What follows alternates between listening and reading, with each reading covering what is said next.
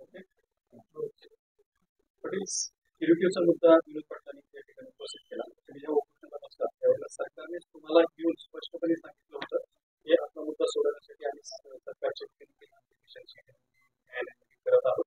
त्या पद्धतीने त्यांनी केलेली आहे. तुमचा मुद्दा आहे की खुली सुनावणी झाली पाहिजे. विनोद पाटील म्हणतात खुली सुनावणी झाली पाहिजे. काय सांगा?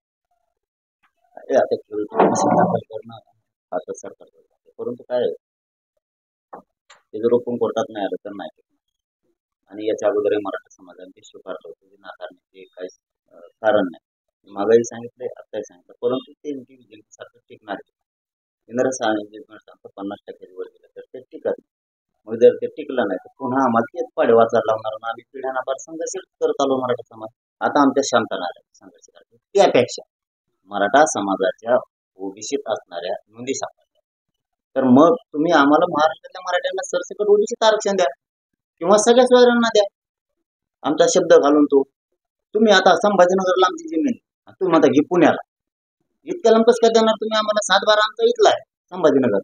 तुम्ही इथंच जमीन दिली पाहिजे. आमच्या नोंदी जर ओबीसी सापडल्या तुम्ही आम्हाला वरचं घ्या म्हणून किती दिवस फसवणार? आमच्या पोरांचे मुर्दे पडायला लागले जागा.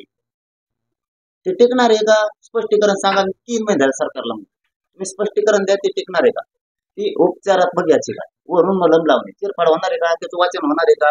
भोसले साहेब समितीनं अहवाल दिला त्रुटी भरून त्याचं वाचन होणार आहे का? आता क्युरिटी पिटिशन मध्ये होणारच नाही. रिव्ह्यू मध्ये झालं असतं. घेणार असेल तर सांगा स्पष्ट आम्हाला. सरकार ते सांगत आम्ही कशाला भारत ठेवायचं मराठा समाजाला? आमच्या पिढ्याला म्हणजे आयुष्यभर पाप केल्यासारखं आम्ही नुसतं लढतच राहायचं का?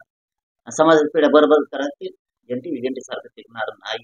तर मग आम्हाला ओबीसीत आमच्या नोंदी सापडल्या तर सरसकट मराठ्यांना ओबीसीत देऊन टाका. तुम्ही मोकळे आम्ही मोकळे. बरं आता एवढाच मुद्दा सांगतो म्हणजे जास्तीचा वेळ होतो. मी त्या दिवशी सीएम साहेबाला बैठकीत बोलतो की ते विजंटीला तर आमच्यामुळे धक्का लागत नाही. वंजारी बांधवाला आणि धनगर बांधवाला राहिले 19% मुद्दा. हे एकटंच म्हणतात येवलेच की एसटी फुल झाली आणि 19 सीटाची एसटी आणि मी एसटीचे बसले. तो घेतला कवर लावून आता उघड बघून मला तो आता एकटा टांगड्याला मग घातला सगळ्या सीटावर तू आता टांगड्या सरळ करतो मुख्यमंत्री साहेब दरवाजा उघडा. बाहेरून काचा त्यांनी काळ्या केल्या. बाहेरून काय दिसत आज किती सीट आहे एसटी? एकटाच बसलं एकटाच खात आम्ही तिथंच आहेत. बरं आता ओबीसी म्हणजे सरसकट मराठा हे धरते 6 कोटी 5 कोटी मराठा. त्याचं खुल्लं गणित आहे. विदर्भातला सगळा मराठा आरक्षणात गेला, खानदेशचा गेला, पश्चिम महाराष्ट्राला गेला, कोकणचा पठरा भाग सगळा गेला. खाली कोण राहिले? आणि मराठवाडा आणि 2-3 जिल्हे. एवढ्यासाठी तुम्हाला लय अक्षर लय तुमचं उडून चाललं का पुढे? हे बोलणं वेगळं पण कायदा सोडून नाही. आम्ही राहिलोच किती थोडे. फक्त त्याला सरसकट शब्द देऊन ते निभाव केला जास्त. सरसकट म्हणलं ते 5 कोटीचा अर्धा तास सगळे गेले ना मराठी. आम्ही तर राहिलोच ना.